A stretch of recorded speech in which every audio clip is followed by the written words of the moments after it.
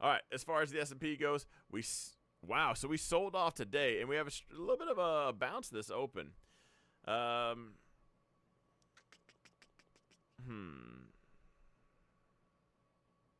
hang on. I see a comment. I got blown up today, even though Microsoft beat earnings reports. It makes no sense. Dr. James, please stick around. I'm going to break down the S&P, the NASDAQ, the Russell, and then I'm going to talk about Microsoft and why your trade didn't make sense. And I'm not saying to put you down, but what you did didn't make sense. The markets make perfect sense. And you'll find out it's probably more of an understanding thing on your part.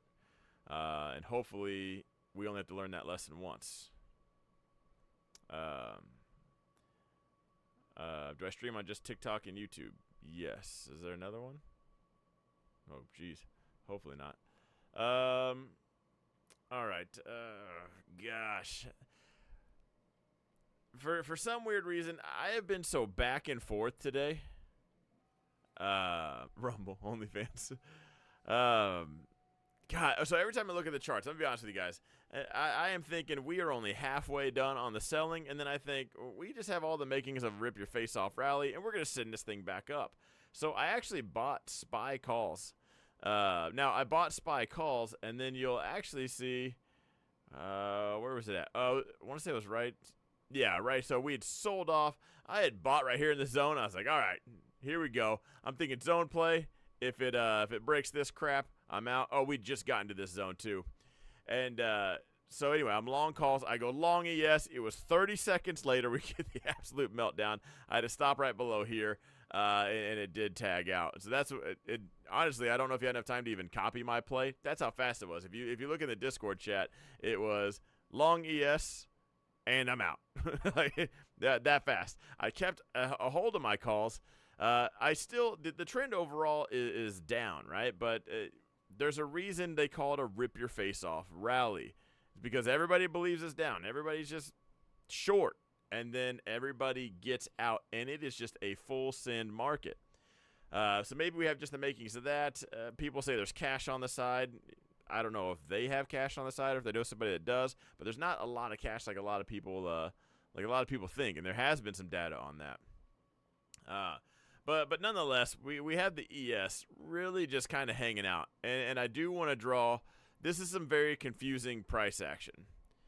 But there is no way you can leave this stream and not have this on your, so if you don't have my charts, figure it out. So I didn't mean to sound that aggressive. You have to be a YouTube member or like a TikTok subscriber or something like that, and you can have my charts, you can have all my drawings. But unless you maybe just like being broke, draw this on your chart now. Let's go with another one, right? Gosh, the bottom range is a lot. I don't want to draw this out as zones, and I'm being very specific with that. So look at this. Absolute send it, melted that thing right back down. This is the hourly chart. This is not the 15-minute or the 5. This is some crap you would see on a time frame that no one wins on, right? Like the 15 minutes, the 5, the 1. And I'm just kidding. I'm just poking fun. Any intraday stuff, I'm typically on the 15-minute time frame. But this is the hourly. We have hours up, and then we just hairpin that thing, hours down, slowly grind this thing up, lull everybody to sleep, and then hours back down. So that range definitely needs to be on everyone's books. If we go to a higher time frame, let's see. Well, what if we go to the daily? Daily still holding just this entire, kind of these two zones with some. I don't want to say, we're not going to call these a magic yellow box because it's like we're kind of in there. The main bulk of the buying and selling is in between these two zones. It's like we get outside, almost alert everybody like, hey, we're about to go, and then just kidding, sends it right back down. And that's to the bulls and the bears. So if you've been trading futures, I fully get why you're either winning or losing, and then that's kind of how it is every day. But when you get a choppy market like this, where we're just gonna go for it, like they're trying to juke everybody. You're either winning every play or losing every play. There's just no in between. So I wouldn't beat yourself up if you're losing every play. If you're winning every play, easy on the tooting your horn, because that's how you look like an idiot later. because you think you're invincible. It builds up this confidence, and then it can't wait to put you in your place. But this market chopping all not as easy as it looks. Power of hindsight, I'm sure someone can call all these moves out. But real time, not as easy. Don draws some important artwork. I do, and let's go back to the hourly real quick. Unbelievable. Look what is going on. They're setting up for a launch post-Fed. They're going to launch something. Someone's getting the catapult, you know, like the Bears or the Bulls. Now, we do have Powell tomorrow, so let's see. What I would be very leery of and would almost be picture perfect is we send this thing up to here. The report at 1 p.m. my time comes out. That's when the report comes out, and then Powell comes out 30 minutes later to read you your bedtime story. To read it to you if you can't read yourself. It's okay, most of the market can't read. Everybody waits for the story time later anyway. The report comes out, sends it to this range. What do you think is going to happen 30 minutes later? The heads and tails is we get the continuation or it rejects, but we got some confident sellers right here, along with some very, very confident buyers. There's a lot quicker to sell up here than there is to buy. We have this one snap up session right here. The rest is like we're kind of looking around. Maybe we'll buy it. Get down here again. Bought it. We already tested it again. We could chalk that up to Microsoft maybe. So there's an argument to be made that they're about to send this thing south. They're letting go of contracts a lot easier than they are buying. But remember, this is where the market will make you look like a fool regardless. I've even said multiple times just this past few days, this is the one time I'm not making fun of gurus for getting it right or wrong, because it's just, you're asking for it. Let's see. NVIDIA meltdown was epic. You can ask my chat about NVIDIA today, which is a funny story. We're going to get to that here in a little bit. Don't let me forget, because I do find it funny. There's a couple people in the chat that just don't understand the plays. They don't understand how well they work out. And this time, honestly, was luck, but it still stands to be said it was hilarious. As far as the S&P expected move goes, there's magic to both sides. There's fireworks.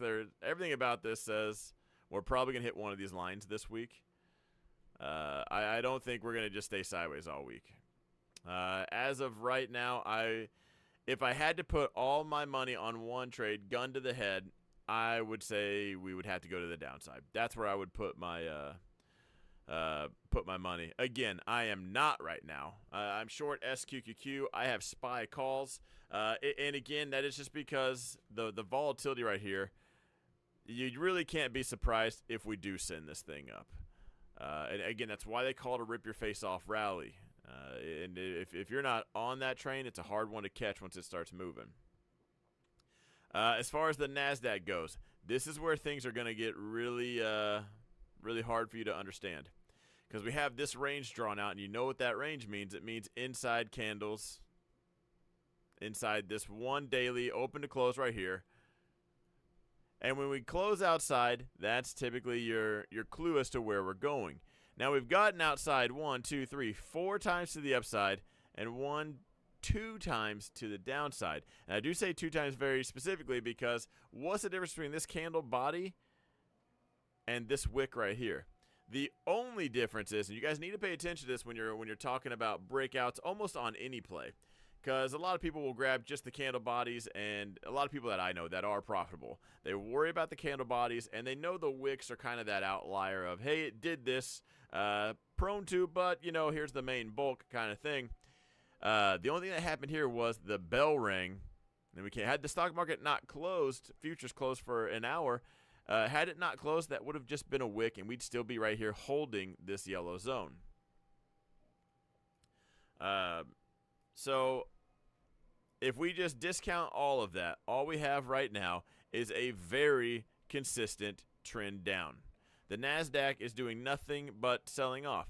You got a couple of green days, more selling off. Couple of green, more selling off. Couple of green, more selling off. So we have Microsoft earnings that came out after hours, sent it down, a little bit of a recovery. NVIDIA also didn't help it out today. We have Meta tomorrow. And that's so Microsoft and Meta are going to be the two big ones.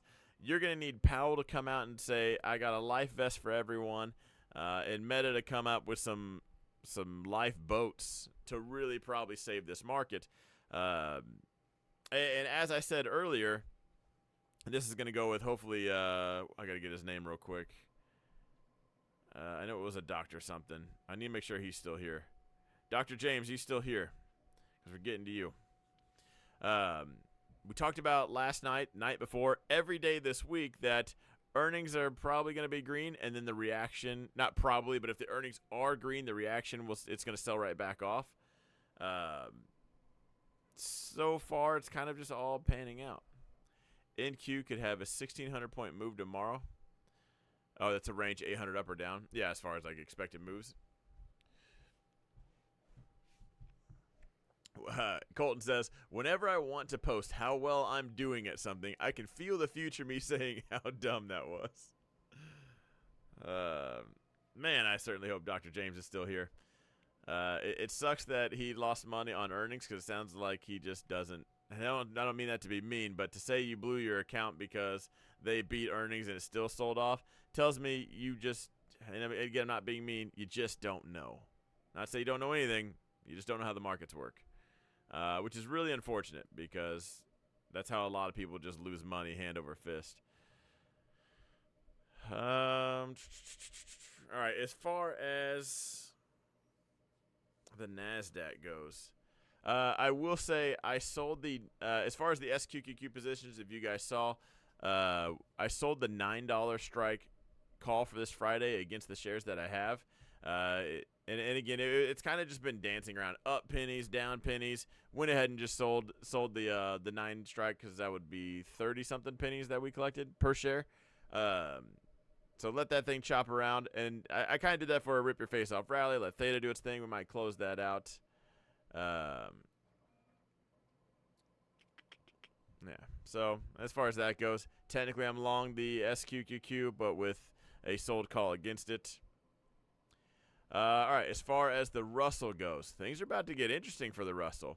Now, if you're bearish, you're going to call that a bear flag. And tell everybody about that one time you were right. Just kidding. But, you know, that's what it looks like, right? Bear flag or reversal. Gosh, I don't. It kind of looks like we're squeezing for a move up. For now, I would be on the bull train with this one. Kind of hard not to. After that impressive move up, and then we're kind of basing out, but putting in some higher lows. And now here's your whole kind of range. If we zoom out on the Russell, you'll see these 2 yellow zones right here. Now, this is IWM for people on TikTok that just don't know. IWM is the ETF that follows this. This is your big horizontal range, these yellow zones. Then we kind of have these blue zones inside here that we do dance around with quite a bit. And then we have just that midpoint, and we're holding above it. So I'd say for now, all signs point to the bulls are still in control. Hang on. Earnings equals risk in capital. Whatever it does, it does. Tell me you're in Don's group without telling me you're in Don's group. Exactly. So they are all a gamble. Don't play earnings unless you're prepared to lose it all. Yeah. Yeah, why wouldn't you? And again, guys, earnings, there's an announcement. It's a binary event, right? So there's an announcement, and the stock's going to go up or down. I didn't say if it beats, it goes up, or if it does this, it goes up. I'm about to draw a line on this. There's an announcement, and it will go up or down. I can almost assure you, might even do a little bit of both. I was waiting to see if Dr. James is still in the comments, but he is not. I do want to shout out to user 4153652005225. I love these unique names, and how you guys pick them is just astonishing. Because when I picked my name, Don Francho, it's because I suck at picking names. That's the short of both my names. So it's like, and I'll add show at the end.